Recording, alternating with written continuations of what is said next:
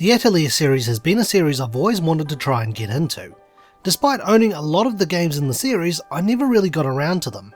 This all changed with Atelier Ryza, Ever Darkness and The Secret Hideout, which I'll just shorten to Atelier Ryza from this point onwards. Atelier Ryza is the first game in the series that I've played, and for transparency, I was provided a code for this game by the publisher. In this Japanese role-playing game, you play as Rysalind Stout, a farmer's daughter living on Kirkin Island.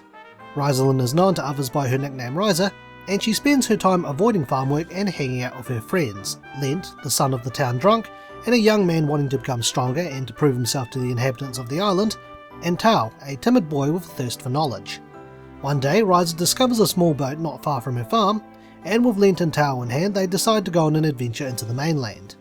After rescuing a girl named Claudia, a daughter of a travelling merchant wanting to open trade routes to the island, the group are attacked and rescued by a man named Empel, a travelling alchemist, and his partner, the mysterious warrior Leela, both of whom are wanting to study and explore ruins left behind by the Clint Kingdom, a civilization that once flourished throughout the land.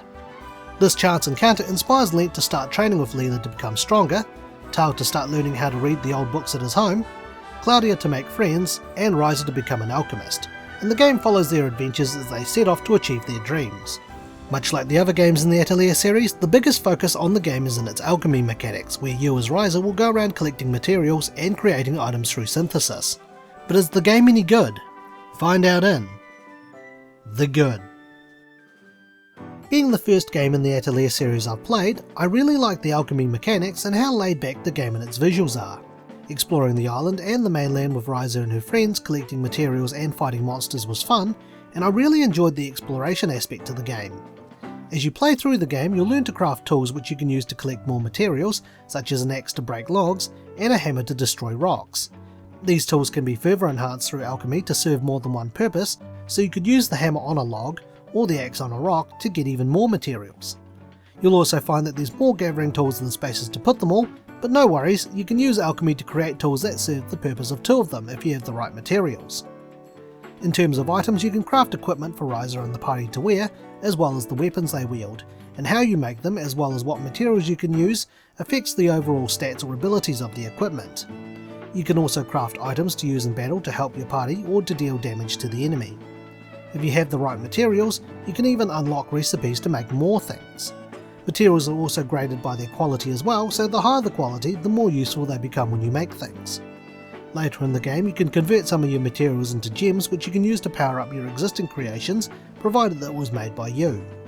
You can also get a tool which allows you to reforge weapons, as well as one that uses your materials to create a world where you can visit and collect even more materials. Each world has a code assigned to it, so you can exchange with friends or look up codes for worlds to visit if you wanted certain materials. However, the worlds do need to be recharged with gems before you visit them again. You can also get a tool which will duplicate items at the cost of gems, with more powerful items requiring more gems to duplicate. The alchemy process I think is quite streamlined and easy, and I enjoyed spending a lot of my time just making things in the game. I also like the game's battle system. Enemies wander the field, and if touched, Ryza and her team will enter battle with them. Ryza can also hit enemies with her gathering tools for different effects, such as lowering their stats or even dealing damage. If you manage to hit an enemy, you'll also start with your AP bar filled, and the option to increase your tactics level. Battles are real time, and the game doesn't normally wait for you to make decisions in battle. When you fight enemies, by hitting them, your AP gauge increases. The AP gauge decreases when your character performs skills, and once filled you can increase your tactics level. An increased tactics level may see your characters hitting the enemy multiple times when you attack to fill the AP gauge faster, or provide additional effects for your skills. Once the tactics levels is maxed out, if you've learnt it, you can use your character's fatal drive to deal a lot of damage at the cost of resetting the tactics level back to 1. Each character can also equip a certain amount of items, and these items reduce the core charges allocated to the party. Once the core charges drop to 0, you won't be able to use any items. You can recharge it at the cost of no longer being able to use one of your items, and charges are reset when you go back to the Atelier. Characters and enemies also have a break bar which goes down as they take damage. Once the break bar is emptied, you or the enemy won't be able to attack for a turn. Characters can issue action orders which you can choose to follow or not, and if you do, the respective character will assist with a follow-up special attack.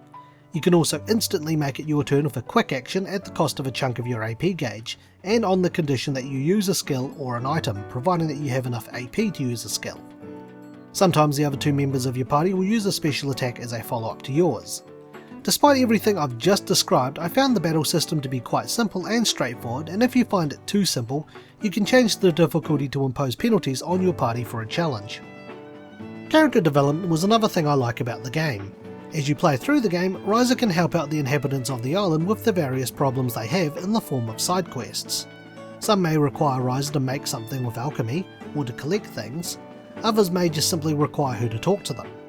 These side quests also provide insight on some of the people around the island, and each side quest for a particular person will unlock the next one, which will allow you to learn a little bit more about them and what they're planning to do. If you don't have the required recipe for a character's side quest, they'll show up in red. Most side quests will normally unlock the next one after an in-game day, so at a point I was completing them, then sleeping the next morning to activate the next one. Outside of side quests, the main cast of characters also grow, and the game expresses these growths very well in the story. The game also features side stories via DLC, which also allows you to experience different stories taking place during and after the game as other characters, allowing you to play as other characters apart from Ryza. These stories, however, do give your team a preset level and equipment, and are separate to the main game. However, there's more to the game than its good aspects, so let's look at what wasn't so good in the bad. Honestly, I don't have too much to complain about with this game, but I'll give you what I've got. The game's enemy variety I felt was a little lacking outside the bosses. I know it's a standard thing for enemies in JRPGs to have palette swaps, but I tend to find that there's little variety of enemies and a whole lot of palette swaps greeting me at each location. At least the palette swapped enemies drop different things for the most part. While I enjoyed the side quests for character progression, I found a lot of them to be repetitive, as it's either collect this, make this, go to a cutscene, or beat up an enemy that's a few meters away from you. Even the main story has moments where you can just simply fast travel just to be greeted with a cutscene, then you fast travel to the next one, or you're forced to sleep or make things to make time pass before the next story sequence starts. Although minor, I have come across a couple of minor graphical issues, though I at least find them funny more than anything. Other than that, there's not else for me to complain about, so let's wrap things up with the opinion. I really enjoyed the time I spent with Atelier Ryza. It took me about 50 hours to beat the game, but it was a fun, relaxing experience just running around collecting and making things, as well as experimenting around with all the traits and abilities. The character development I liked, and the battle system was a little different to what I've been playing lately. There wasn't much I didn't like about the game, and I think the game makes for a good starting point for people wanting to get into the series. It certainly was for me. Anyone who enjoys JRPGs and crafting things, then this game is right up your alley. As for that, it's time for the rating. I would give Atelier Ryza, Ever Darkness and The Secret Hideout 00 Ryza out of 10. I'm really sorry, I've been playing far too much SD Gundam lately, and this springs to mind every time I hear the name Ryza. Thanks for watching, and stay tuned for the next Infinite Backlog review. If you enjoyed today's review, feel free to check out some of our other videos and subscribe for more. You can also follow us on Twitter, Instagram and our Facebook page. Once again, thank you for watching.